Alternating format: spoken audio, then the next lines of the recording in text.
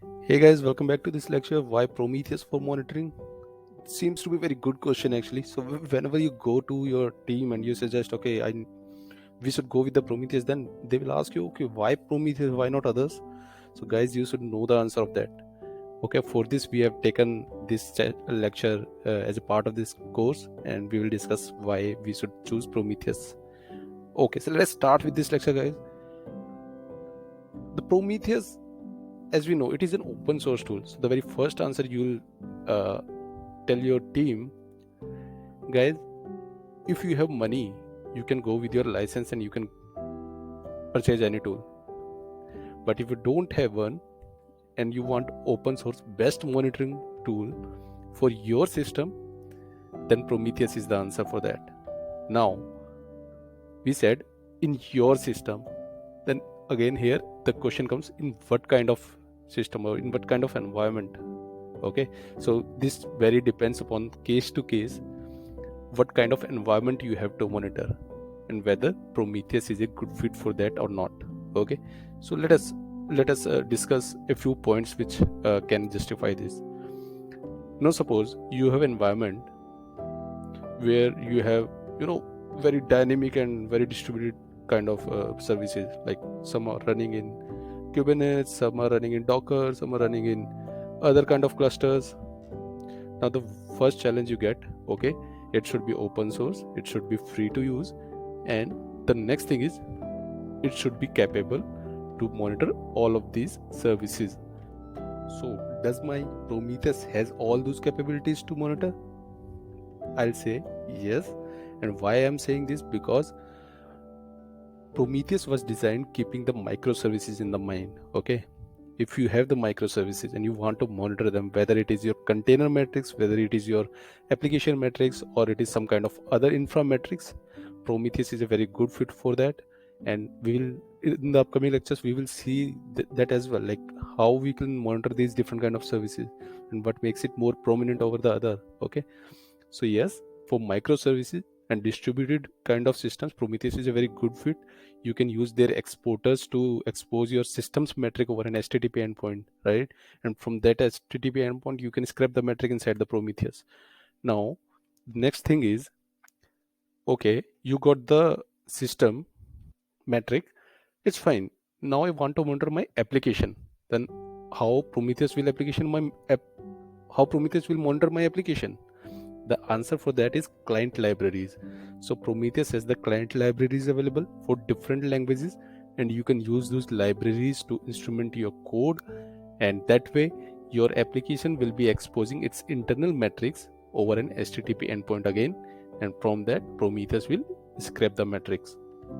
Now you'll say my services are over different clusters. That doesn't make sense. That doesn't matter at all. The main benefit of Prometheus is that your exporters or your client library will expose the metric over an HTTP endpoint. That could be anywhere, guys. That can be accessed by the Prometheus. So the only thing that we need to take care of is the networking between your service and the Prometheus, right? So that it can communicate to the HTTP endpoint. It can read the data.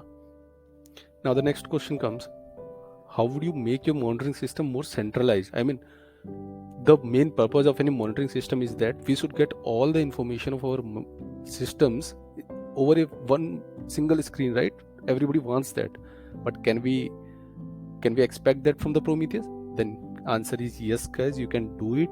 That is the main benefit of the pull model, because you can expose your metrics anywhere you want, but the entire processing is happening on the Prometheus server, or that is the core library or core binary of the Prometheus.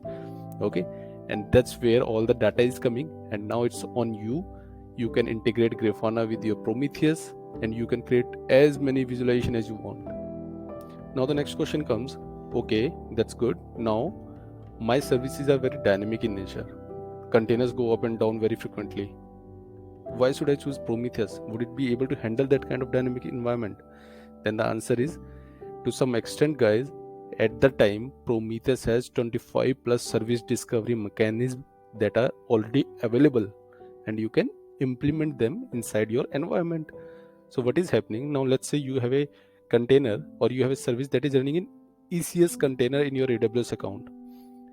guys, you can use hotel collector, or let's say what you can do, you can run the hotel collector as a sidecar container inside your task where your services are running. So what will happen in that case, it will be able to get the data from your application and it will directly push the data to AMP, or let's say your Prometheus. So this is how you can get the service discovery as well.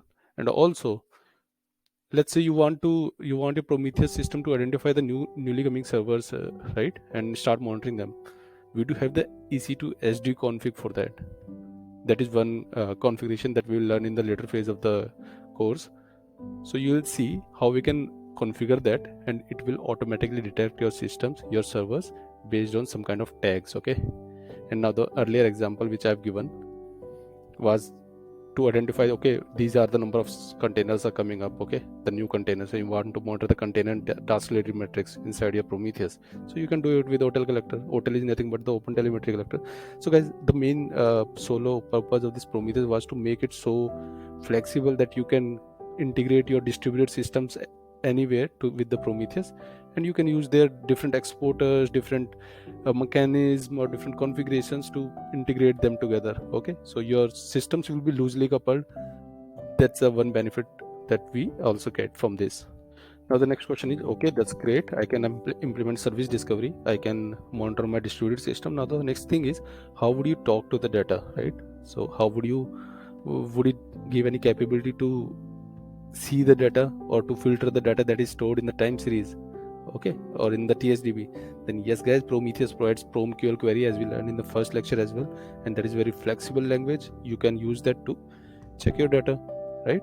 And also you can use that to filter any kind of filters you want to set up, right? So this is how Prometheus helps you to monitor your system at different phases, and you can go with it. So guys, these were few scenarios and few questions where you can say, okay, Prometheus is a good fit for your environment.